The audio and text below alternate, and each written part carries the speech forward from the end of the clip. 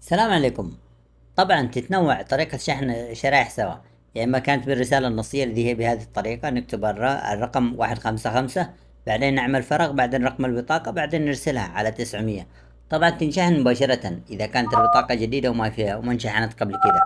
والطريقة الثانية اللي هي عبر الاتصال، اللي نحط الرمز هذا اللي هو النجمة 155 نجمة، بعدين رقم البطاقة، في الأخير مربع، ونتصل. طبعا هذه الطرق الرسمية. وفي الطريقة الثالثة اللي هي عن طريق التطبيق، او في طرق ثانية اللي تشحنها عن طريق التطبيق ماي اس تي سي باي، ولا عن طريق الراجحي، ولا عن اي طريقة. طبعا في بعض الناس يحصل مشكلة انه ما يستطيع شحنها من اي طريق. طبعا المشكلة هذه ايش سببها؟ المشكلة هذه ان احنا قمنا باستنزاف طرق الشحن، يعني عملنا محاولات خاطئة لمدة اكثر من 10 مرات. في حالة هذه بيجينا زي كذا كمان، تشوفون اذا جينا في الرسائل بيظهر لنا نفس النظام هذا، نفس الكتابة هذه: سوري سيرفيس از كورتلي يونيفيلبل، يعني النظام حاليا مش متاح، بليز تراي اجين لتر.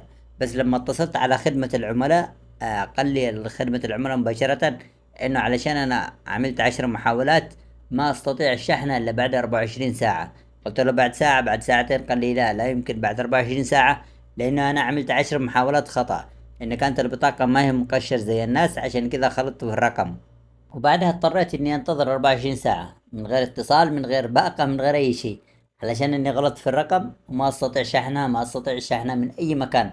حاولت عبر اس تي سي باي، حاولت عبر الراجح، حاولت عبر البنك الاهلي، كل الطرق فاشلة، ما في اي طريقة لشحنها الا عن طريق بعد 24 ساعة.